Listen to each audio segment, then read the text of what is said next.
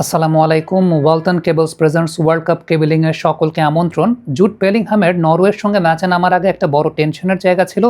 যদি তিনি একটা হলুদ কার্ড কনসিড করেন সেক্ষেত্রে কিন্তু পরের সেমিফাইনাল ম্যাচটা তিনি খেলতে পারবেন না, এবং সেই জায়গাতে জুড বেলিংহাম কোনো হলুদ কার্ড কনসিড করেন নাই। তার পেছনে সবচাইতে বড় অবদানটা তার মায়ের, কারণ তার মায়ের পরামর্শেই তিনি হলুদ কার্ড অ্যাভয়েড করার ট্রিক্সটা শিখে নিয়েছিলেন।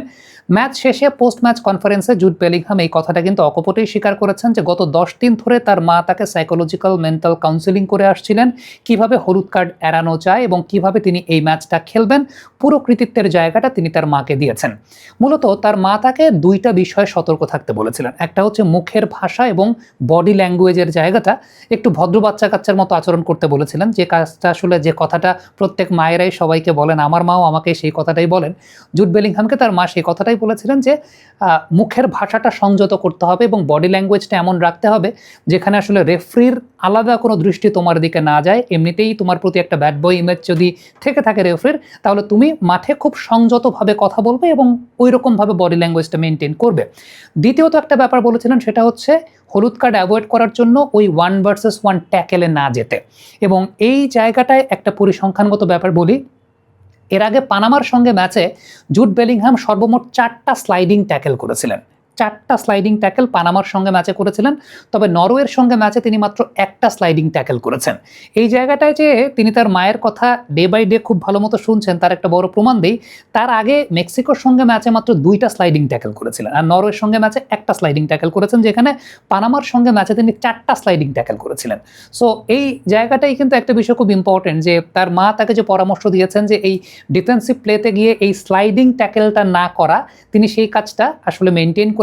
একটা স্লাইডিং ট্যাকল যেটা আসলে খুব সাবধানতাবশত তিনি করেছেন এবং সেইভাবে তিনি বল উইন করেছেন। আরেকটা খুব ইম্পর্টেন্ট ব্যাপার, সেটা হচ্ছে যে ওই যে মাঠের মধ্যে তার আচরণটাকে সংযত রাখা। আপনি একটু চিন্তা করে দেখেন যে ইংল্যান্ডের প্রথম গোলটার পরে যখন বলটা ক্যামেরায় লেগেছে কি লাগে নাই, সেটা নিয়ে মোটামুটি একটা কনভারসেশন চলছিল। এটা আপনি জুড বেলিংহামকে যদি ঠিকঠাক মতো চিনে থাকেন, এখানে কনফ্রন্টেশনে জুড বেলিংহামের যাওয়ার কথা, বাট বেলিংহাম সেই জায়গাটায় নিজেকে সরিয়ে নিয়েছেন। তিনি এই কনফ্রন্টেশনের সিনারিওতেই ছিলেন না। মায়ের এই দুইটা কথা তিনি শুনেছেন এবং ইয়েলো কার্ডকে তিনি অ্যাভয়েড করেছেন। নেক্সট ম্যাচে তিনি একটা ফ্রেশ স্টার্ট করতে পারছেন। সো একটা কথা আছে না যে মুরব্বীরা যে কথা বলে বুদ্ধিমানরা সেই অনুযায়ী চলে। Which is the world-class cable brand? Walton cables, নিরাপদ আগামী সংযোগ।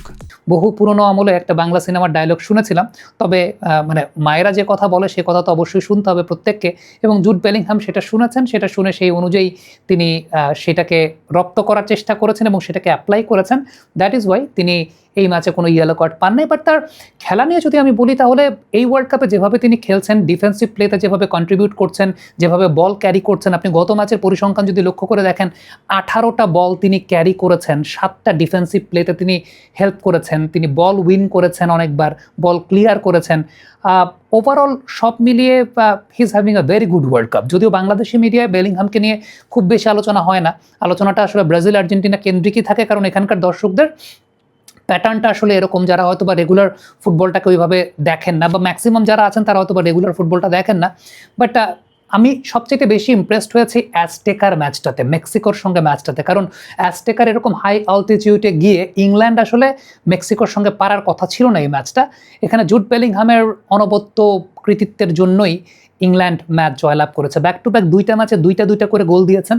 পরিসংখ্যানের আলোকে যদি আরেকটু বলি, তাহলে এর আগের ম্যাচটাতে অপোনেন্টের বক্সে তিনি সর্বমোট 4টা টাচ পেয়েছিলেন, যার মধ্যে 2টাই গোলে কনভার্ট করেছেন। তার আগের ম্যাচে 3টা টাচ পেয়েছিলেন, 2টাকে গোলে কনভার্ট করেছেন।